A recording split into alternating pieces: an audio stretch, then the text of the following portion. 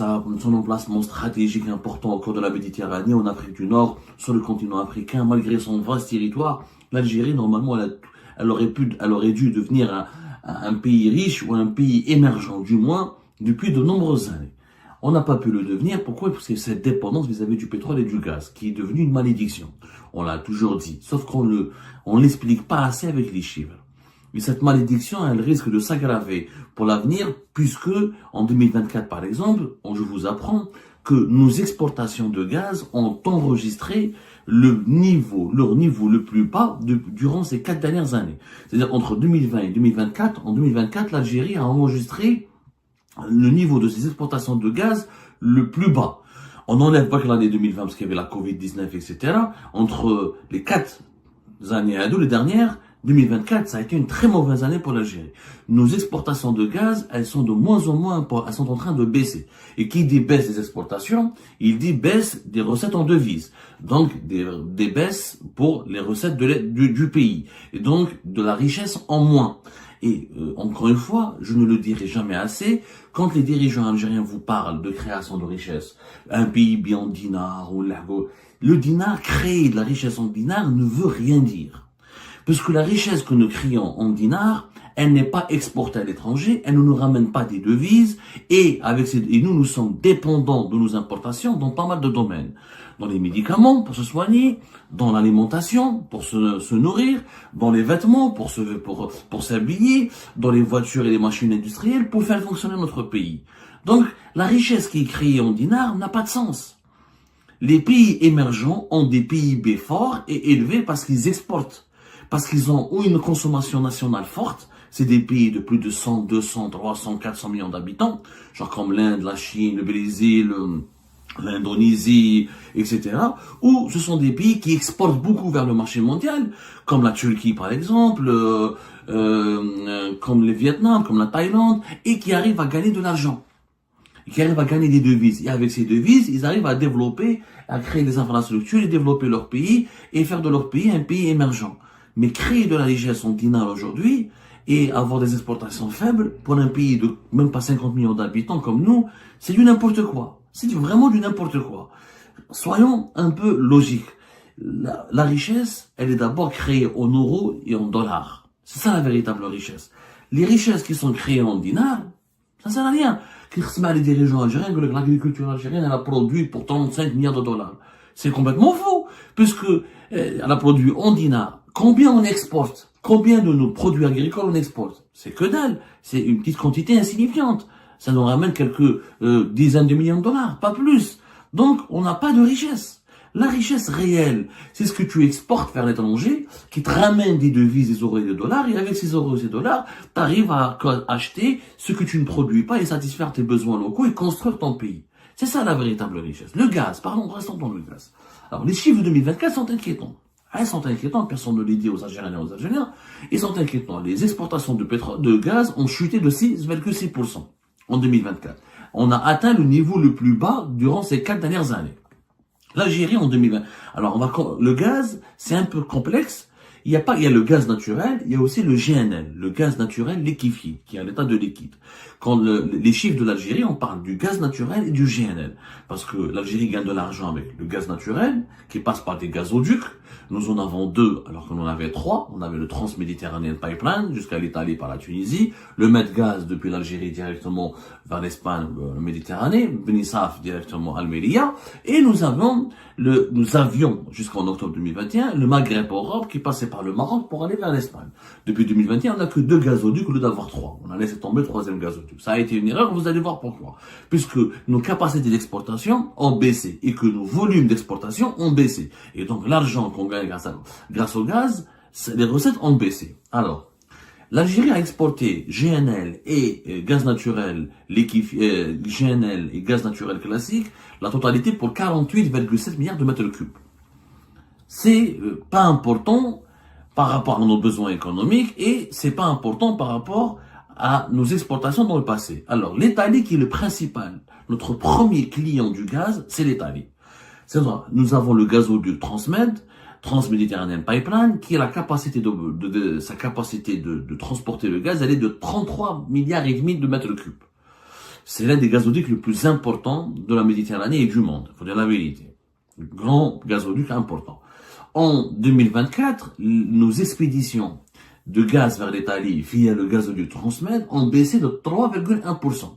On a exporté pour 21,1 milliards de mètres cubes. C'est le niveau le plus bas depuis 4 ans. En 2024, l'Italie nous a acheté le niveau le plus bas de notre gaz. Nos exportations de gaz naturel via le Transmed vers l'Italie ont atteint leur niveau le plus bas en 2024. Uniquement 21,1 milliards de mètres cubes, alors qu'auparavant, on leur exportait beaucoup plus. Alors, cette baisse, elle s'explique par quoi? Elle s'explique que l'Italie, bon, elle a diversifié ses fournisseurs, que la consommation du gaz en Italie commence à être maîtrisée, et que notre gaz n'est pas aussi courtisé qu'auparavant. Donc, ça nous fait pas mal, ça nous fait des baisses importantes. Bon, heureusement on a un autre client en 2024, c'est la Slovénie. C'est un petit pays de l'Europe de l'Est qui faisait anciennement partie de la Yougoslavie, qui lui a commandé du gaz algérien via l'Italie. Donc, on a réussi à avoir un contrat avec eux. Mais bon, mais comment dirais-je, ça ne cache pas ou là, ça ne permet pas de limiter les dégâts de la baisse de nos exportations vers l'Italie. D'ailleurs, il y a même, je pense que les dirigeants algériens le savent, aujourd'hui ils sont en train de se préparer. Le gaz, il n'est pas éternel. Le jour où on n'aura plus de gaz, l'Algérie a envie de transformer le Transmed on a un moyen de transport pour l'hydrogène. Ça reste un projet ambitieux, n'est pas encore acquis parce qu'on ne sait pas l'hydrogène. On en parle. On fera une émission un jour, on en a déjà parlé. C'est une énergie du futur, l'hydrogène vert. Voilà. Avec les nouvelles technologies qui avancent, les nouvelles technologies de production de l'hydrogène, visiblement, les pays européens n'auraient pas besoin, ou les pays les plus développés n'auraient plus besoin de pays comme l'Algérie pour produire leur propre hydrogène. Donc ça va très compliqué, c'est un pari sur l'avenir qui n'est pas garanti. Deuxième marché pour le gaz algérien, après l'Italie, c'est qui? C'est l'Espagne. C'est notre deuxième client. La même chose, nous avons un gazoduc direct, sous-marin, qui passe par la Méditerranée, le fameux Medgaz. Et la capacité de ce Medgaz a été élevée de 8 milliards de mètres cubes à 10 milliards et demi de mètres cubes en 2022. L'Algérie a fait exprès a décidé d'élever les capacités du Medgaz pour compenser la perte du Maghreb Europe, pour rassurer les Espagnols. On leur a dit, on ne va plus utiliser le Maghreb Europe, mais on va développer le Medgaz. On est passé à 10 milliards de mètres cubes de gaz. Bon. Ça n'a pas réellement marché. Pourquoi? Parce que le Medgaz a effectivement transporté 9,4 milliards de mètres cubes de gaz depuis l'Algérie vers l'Espagne en 2024, mais ça reste un chiffre qui est en bas, en baisse, en diminution, et ça a été le niveau le plus bas depuis 2021. L'Espagne nous achetait beaucoup plus de gaz quand on avait le gazoduc Maghreb-Europe et quand on avait le Medgaz. Donc, 9,4 milliards de mètres cubes, ce n'est pas une performance. C'est inférieur à tous les volumes de gaz que nous avons exportés vers l'Espagne depuis 2021. Et pour ça, ça a été une erreur. Pourquoi ça a été une erreur Maghreb Europe? Parce que, comme pour l'Italie, quand le gaz algérien, le gazoduc Transmed, quand on exporte du gaz vers l'Italie, même quand on ne vend pas à l'Italie, il y a des pays européens comme l'Autriche, comme la Slovénie, qui pourraient récupérer du gaz algérien depuis l'Italie. Le Maghreb Europe, l'Espagne, c'est quand même l'Europe du Sud. On a le Portugal qui achète du gaz algérien régulièrement, souvent même. On a d'autres pays, la France qui est pas loin de l'Espagne. Ça passait par le Maroc, ça nous permettait de vendre aussi du gaz au Maroc. Donc notre capacité d'exporter avec le Maghreb Europe était plus importante et on arrivait à gagner plus d'argent en utilisant le Maghreb Europe. Malheureusement, en fermant le Maghreb Europe, on a baissé notre capacité de production, on s'est privé d'un... C'est vraiment rare, hein. C'est une connerie absolue. Aucun pays au monde ne se prive d'un gazoduc. La construction de gazoducs, c'est 3, 4, voire plus des milliards ça peut être une dizaine de milliards de dollars. Ça dépend des distances, ça dépend les pays qui doivent les relier, ça dépend de la géographie, les reliefs, est-ce que ça passe par la mer ou par la terre. En tout cas, les gazoducs, c'est des investissements colossaux. Personne n'abandonne des gazoducs. Il n'y a que l'Algérie qui l'a fait. Ça a été une erreur stratégique puisque nos livraisons de gaz vers l'Espagne ont baissé. Alors qu'on aurait pu continuer à utiliser l'Espagne, où Sonatrach d'ailleurs détient une filiale importante, pour faire de l'Espagne une plateforme de revente du gaz algérien vers d'autres pays européens. Une erreur, donc nos volumes du gaz naturel exportés vers l'Espagne ont baissé en 2024 à un niveau historique par rapport à ces 4 dernières années. Kiff kiff. Alors, mis à part le Maroc, nous n'achète plus de gaz à l'Algérie. Bon, l'autre client, c'est la Tunisie. La Tunisie, donc, elle a importé pour 3,1 milliards de mètres cubes de gaz algérien. Alors, c'est plus bas que les 3,7 milliards de mètres cubes.